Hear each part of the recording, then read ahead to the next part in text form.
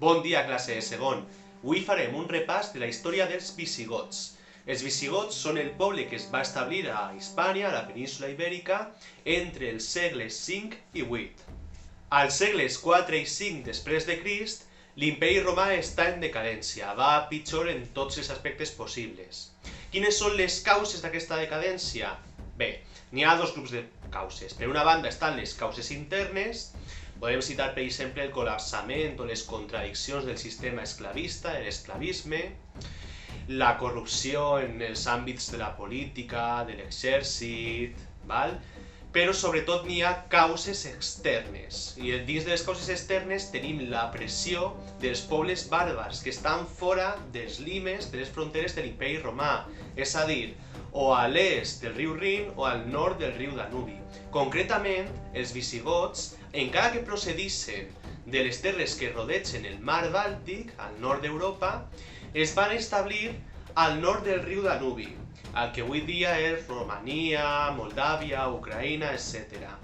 L'any 376 després de Crist, un segle abans que l'imperi romà caiguera definitivament, aquests van creuar el riu Danubi i van començar a guerrejar a la península balcànica i al nord d'Itàlia. Finalment, a l'any 410, van arribar a la capital de l'imperi romà d'Occident, a Roma, i van saquejar Roma. Les autoritats, això va suposar un impacte terrible a l'imperi romà, i les autoritats l'emperador va haver de donar un lloc a aquest poble. Es van establir com un regne, diguem, federat o dins de l'imperi romà, a Aquitània, és a dir, al sud-oest de França. A Aquitània, capital Toulouse, es van establir els visigots amb un pacte amb l'imperi romà. El pacte era que l'imperi es deixava estar ahí i a canvi ells havien d'eliminar l'amenaça de la invasió d'altres pobles. Això rep el nom de Foedus d'Honori. A començaments del segle V van entrar a l'imperi romà, van travessar les fronteres molts més pobles que els visigots, van entrar tots els pobles germànics impulsats per l'expansió dels huns al centre d'Àsia, que van conquerir el territori d'aquestos i van espentar-los, van obligar-los, diguem, a travessar les fronteres de l'imperi i a establir-se a les províncies de l'imperi.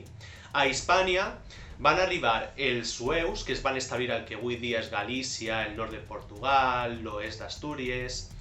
Els alans, que es van establir en una zona més ampla, es van establir al que avui dia és Portugal, Castella-La Manxa, Múrcia, l'oest d'Andalusia, el sud de la Comunitat Valenciana, més o menys al centre de la península Ibèrica. I els vàndals, que es van establir a Andalusia, especialment a l'occident d'Andalusia, a la conca del riu Guadalquivir. Per altra banda, dins de la província d'Hispània n'hi havia pobles, sobretot al nord, al Cantàbric, que no havien sigut romanitzats. S'ha conquerit el territori, però aquests pobles no han adoptat les costums ni la llengua dels romans. Són els vascons i els càntabres. La prova més clara és que avui dia al País Basc es parla el basc, que és una llengua preromànica, que no deriva del llatí. És una llengua que estava abans que arribaren els romans. Els visigots són els encarregats de lluitar contra aquests pobles que estan causant el caos a la província romana d'Hispània. I el que fan ja al segle V és lluitar contra els vàndals i els alans i aconseguissin expulsar-los cap al nord d'Àfrica. S'establissin on avui dia està Tunísia i al nord-est d'Algèria. A començaments del segle VI n'hi ha un poble que s'ha establert al nord del territori dels visigots, que són els francs, al nord de França. Els francs volen expandir-se cap al sud i conquerissin Aquitània, el territori dels visigots, i els visigots es veuen obligats a travessar els Pirineus i establir-se en Hispània. En Hispània fan de Toledo la seva capital i aconseguissin expandir-se per tota la província, per tota la península, conquerissin el territori dels sueus al nord-est i també conquerissin el territori en el qual s'havien establert els bizantins, que més o menys són les costes del sud-est d'Espanya. Els bizantins és l'imperi romà d'Orient, que volia recuperar l'Imperi Romà d'Occident, el territori de l'Imperi Romà d'Occident. Val? Així comença la història dels visigots a Hispània. Els visigots en realitat són pocs, representen aproximadament un 5% de tota la població que n'hi havia a Hispània al segle VI. A Hispània podem dir que n'hi ha una població hispanoromana, és a dir, una població que és el resultat dels pobles preromans i l'aportació durant 5 segles de població, de persones de l'Imperi Romà que van creant ciutats i van multiplicant-se, i sobre aquesta població es superposen els visigots, que apenas representen un 5%. Aleshores, el major repte d'aquests invasors que s'han imposat per la seva força militar, pel poder de les seues armes, serà ocupar el poder, mantindre's en el poder i d'alguna manera ser acceptats que la població hispanoromana d'Hispània accepte la seva autoritat.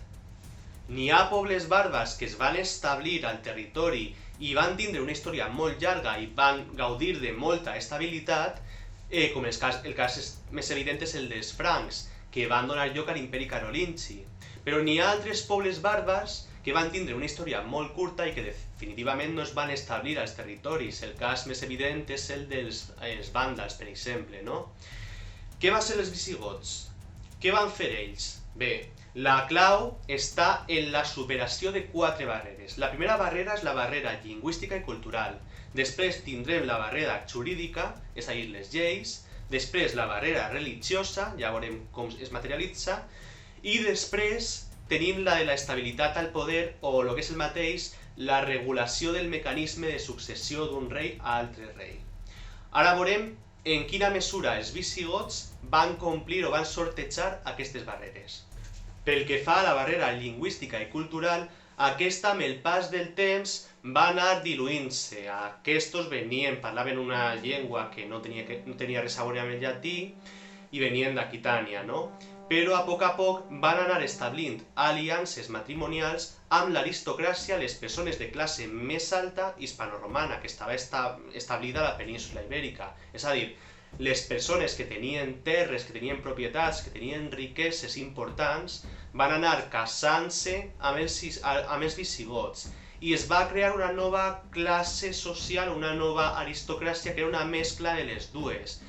Aleshores els visigots van aprendre llatí i van anar adquirint les costums que tenien els hispanoromans, però perquè, d'alguna manera, ja eren part d'ells. La segona barrera és la jurídica. Les lleis que implanten els visigots a Hispània en un primer moment tenen un caràcter personal. Això vol dir que distingeixen entre 2 tipus d'individus. Per una banda els visigots i per altra banda els hispanoromans. Si un visigot tracta d'assassinar a un hispanoromà, rep un càstig, i si un hispanoromà tracta d'assassinar, per exemple, a un visigot, rep un altre tipus de càstig. Clar, sempre aquestes lleis afavoreixen a als visigots. El que passa és que conforme les aristocràcies van unint-se, van integrant-se, també les lleis canvien i passem de lleis de caràcter personal a lleis de caràcter territorial.